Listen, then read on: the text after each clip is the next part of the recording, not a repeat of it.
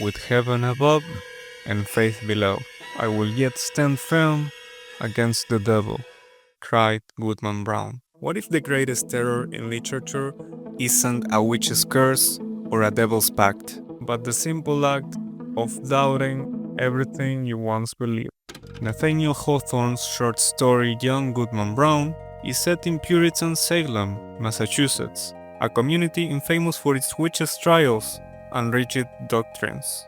The story follows Goodman Brown, a young husband who ventures into the forest at night, only to confront witches, devils, and the terrifying possibility that his wife, Faith, is not as innocent as she seems. But more than that, the story blurs dream and reality, forcing readers to ask, did Brown actually witness these horrors, or did he imagine them? This essay argues that Young Goodman Brown is not a tale about witches at all, but about the disintegration of the self.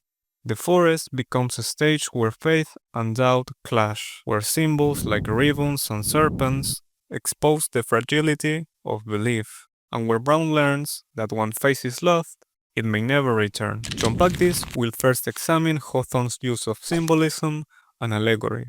Then we'll compare his imagery to the 1972 film adaptation and other works of art. Finally, we'll explore the historical and theological context of Puritanism, before concluding with why this story still resonates today. Hawthorne builds Young Goodman Brown as an allegory of psychological conflict, where every character and object becomes symbolic. Faith, Goodman's wife, is not just a person but a living metaphor. Her name represents religious belief itself. When Goodman sees her pink ribbon flutter down in the forest, he cries, "My faith is gone!" Here the symbolic and the literal collapse. His wife might be corrupted, but more importantly, his spiritual faith has crumbled. Stung interprets the ribbon as the last straw that breaks Brown's defense, turning him from a hopeful young man into one who sees only sin. The forest itself works as what Hollister calls the archetypal unconscious. It is not simply a physical wilderness, but the terrain of Brown's psyche. The deeper he walks, the more he confronts not external witches, but the devils within himself. Like Dante at the beginning of the Inferno, who finds himself midway in life's journey, lost in a dark wood.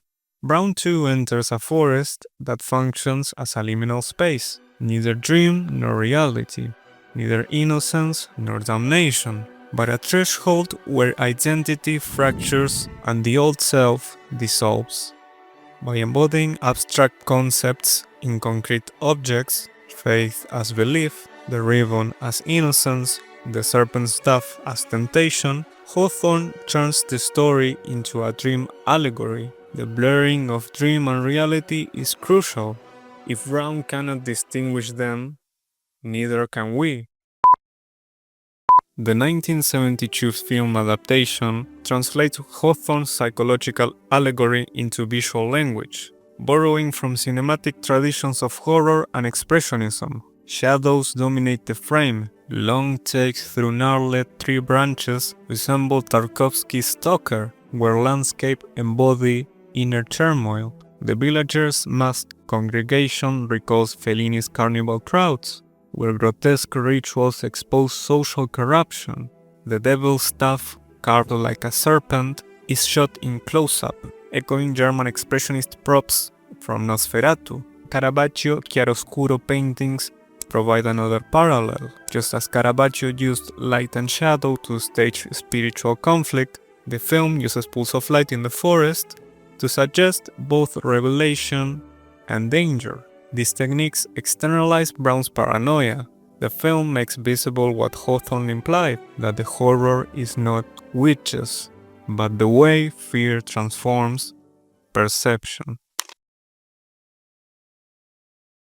Hawthorne roots his allegory in Puritan theology, satirizing doctrines of depravity and the legacy of the Salem witch trials. Hollister notes that Salem admitted specter evidence, dreams treated as proof incurred, Likewise, Brown treats his dreams as truth, returning home unable to trust his wife, the minister, or the community.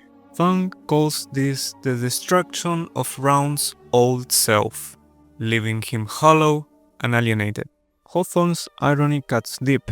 The Devil's Altar resembles a church, mocking Puritan worship. This ambiguity exposes what Hawthorne saw as the hypocrisy of rigid religion. By weaving history into allegory, Hawthorne warns against what happens when doctrine severs the head from the heart: alienation, suspicion, and the loss of all trust. Some readers may argue that the witch's Sabbath is real and not a dream. If so, Brown's despair is justified, but Hawthorne plants doubt deliberately. Had Goodman Brown fallen asleep in the forest? The ambiguity is essential.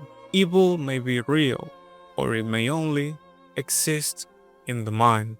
Either way, the effect is the same. Brown wakes, unable to love or trust again. Young Goodman Brown is less about witches than about the disintegration of a man who loses faith in God, in community, and in himself. We saw how symbols like ribbons and serpents stage his collapse, how the 1972 film uses chiaroscuro and carnival imagery to echo his paranoia, and how Puritan theology and Salem history deepens Hawthorne's critique. As Hollister notes, the story's psychology appears whenever one group demonizes another. In today's polarized world, Brown's paranoia feels alarmingly familiar. Like Dante wandering in the dark wood at the start of L'Inferno, Brown too becomes trapped in a liminal space, caught between faith and despair, dream and waking life. But unlike Dante, he never finds a guide to lead him out. The true horror of young Goodman Brown is not the devil in the woods. It's the realization that once faith is broken, the threshold becomes permanent, and the forest never truly lets you go.